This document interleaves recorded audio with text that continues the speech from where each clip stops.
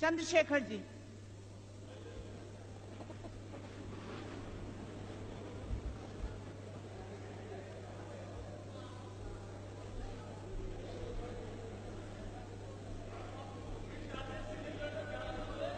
मोहतरमा नायब सदर साहिबा,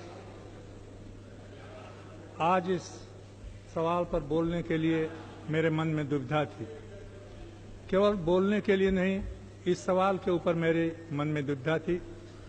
हमारे मित्र मुलायम सिंह यादव ने इशारा किया, नाम मेरा नहीं लिया, लेकिन मैं स्पष्ट करना चाहता हूं, मैं इस राय का था और आज भी इस राय का हूं कि आज जो परिस्थितियां हैं उसमें कोई ऐसा कानून होना चाहिए जो कानून स्थिति को संभाल सके।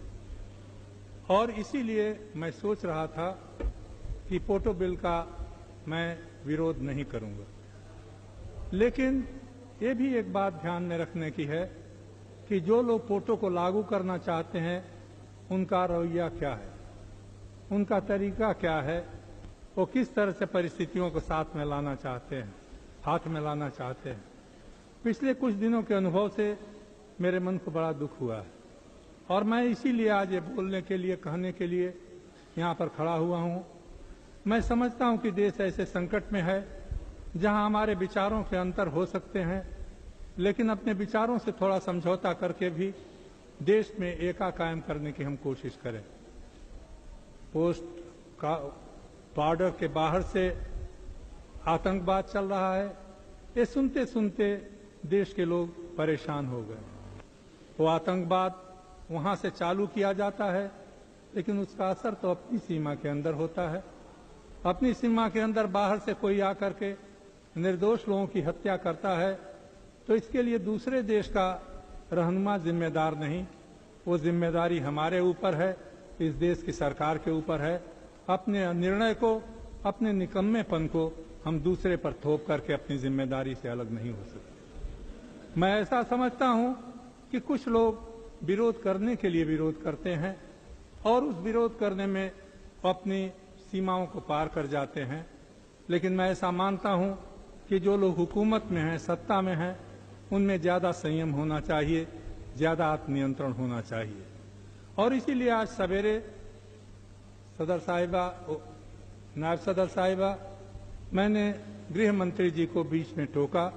मुझे उसे दुख है क्योंकि हमारे मित्र जो दूसरे कहते हैं, आदमी अलग अलग होते हैं और उन आदमियों के रोल कभी कभी अलग हो जाया करते हैं, लेकिन बुनियादी तौर पर उनकी शख्सियत में, उनके व्यक्तित्व में अगर हम विश्वास नहीं करते हैं तो कोई जमहूरियत, कोई लोकशाही नहीं चल सकती। भाजपा के बारे में हमें कोई दिल में संदेह नहीं है। आज से नहीं, विद्यार्थी जीवन से मैं धर्म के नाम पर राजनीति को गलत मानता हूं, देश के लिए नुकसानदेह मानता हूं, समाज को बांटने वाला मानता हूं, लेकिन उन लोगों में भी कुछ लोग ऐसे होते हैं जो समय पड़ने पर बहुत अच्छा काम भी करते हैं। मुलायम सिंह जी 1975 में हम लोग साथ थे, अडवाणी जी भी थे, अटल बिहारी वाजपेयी भी थे। उन दिनों में उनका रोल कुछ दूसरा था। उसके बाद जब जनता पार्टी की हुकूमत बनी तो उस समय दो नौजवान मेरी दृष्टि में आए। उनका एक का नाम अरुण था, दोनों का नाम अरुण था, एक सोरी थे, एक जेटली थे और इनसे बड़ी उम्मीदें थीं। लेकिन अब जब देखता हूं तो कभी कभी संदेह होता है कि वही अरुण सोरी हैं और वही अरुण जेटली हैं कि दूसरे लोग हो गए। लेकिन इससे हमारा विश्वास उनमें समाप्त नहीं हुआ। परिस्थितियों से कुछ लोग बराबर झुक जाया करते हैं, बदल जाया करते हैं। अब जॉर्ज फर्नांडिस को लेके बड़ा गुस्सा लोगों को आता है, लेकिन जब मैं उनको देखता हूं तो मेरे मन में उनके लिए आदर होता है, क्योंकि उनका अतीत जो है वो मुझे कभी भूलता नहीं है और उनके भविष्य के बारे में मुझे आशा कभी टूटती नहीं है।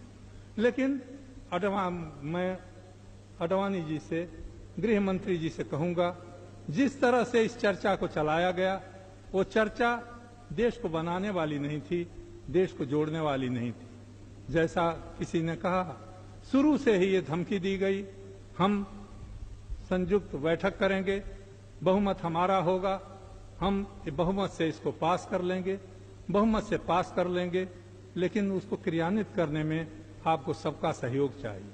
अगर इतनी भी दूरदृष्टि नहीं है तो इस देश को चलाया नहीं जा सकता। जिन राज्यों के भरोसे आप इसको चलाना चाहते हैं, उन राज्यों को आपको अपने साथ रखना पड़ेगा।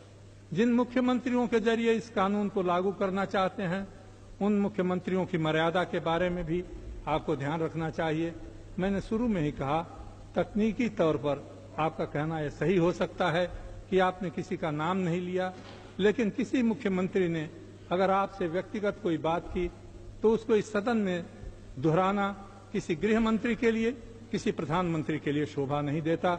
ये बात मैं आज फिर कहना चाहता हूं, क्योंकि इस तरह की भावनाओं से हमारे देश में एक बिखराव की हालत पैदा हो रही है। ये पोटो का कानून जिस तरह से लाया गया है और इसका जिस तरह से उपयोग हुआ है, गुजरात में जिस तरह का उपयोग हुआ, मैं उस घटना को नहीं दोहराना चाहता। उसके बाद लगातार मुख्यमंत्री का जो बयान आता है और हर बात अरुण जेटली जी हमको कहते हैं, उनका बयान जरा तोड़ मरोड़ करके छाप दिया गया। तोड़ मरोड़ करके छापे हुए बयान का अगर खंडन नहीं होता तो लोगों के मन में यही लगेगा कि उन्होंने बयान ठीक ही दिया होगा और वो ठीक ही छपा है। ऐसी हालत में देश में एकता नहीं रह सकती, देश के लोगों का विश्वास नहीं रह सकता। आज देश के सामने बाहर से आने वाला आतंकवाद समस्या नहीं है, इस देश में समस्या इस बात की है कि देश के लोगों का दिल टूटा हुआ है, लोगों का विश्वास हिला हुआ है। इस देश का गरीब ये समझता है उसको सुनने वाला कोई नहीं, इस देश का दलित समाज समझता है उसको न्याय नहीं मिलता, इसके अकलियत के लोग समझते हैं कि उनकी सुरक्षा नहीं है, यहाँ का नौजवान समझता है इसके पास रोजगार नहीं, इसका कोई भविष्य नहीं। बड़ी कृपा होती अगर आप इस ओर ज्यादा ध्यान देते। केवल दूसरे देशों की सहायता से आतंकवाद नहीं खत्म हो सकता। आपने कहा 61,000 लोग आतंकवाद के शिकार हुए। क्या आपको दिन याद हैं जब 25,000 लोग केवल पंजाब में मारे गए थे? कितने लोग नक्सली आंदोलन में मारे गए, कितने लोग नागालैंड में मारे गए, क्या हुआ मणिपुर का, क्या हुआ अरुणाचल का, क्या हो रहा है आज आदिवासी इलाकों का, त्रिपुरा से लेकर तमिलनाडु तक हर आदिवासी इलाके में आज एक बाउंडर खड़ा हो रहा है, एक धुआं उठ रहा है। उसे आप आतंकवाद कहें या नहीं, हमारे मित्र अभी कुछ कह रहे थे। हम सरकार का समर्थन करते हैं, सरकार का समर्थन करते रहिए, सरकार चलाते रहिए, लेकिन उसी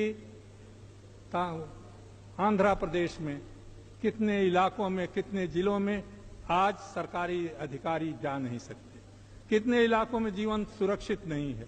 वो कोई बाहर से आया हुआ आतंकवाद नहीं है, उस धरती से जन्मा हुआ आतंकवाद है। आज क्या हो रहा है झारखंड में, आज क्या हालत है हमारा जो नया राज्य बना मध्य प्रदेश में, छत्तीसगढ़ में, और एक का एक लोग एक दूसरे के दुश्मन बन रहे हैं।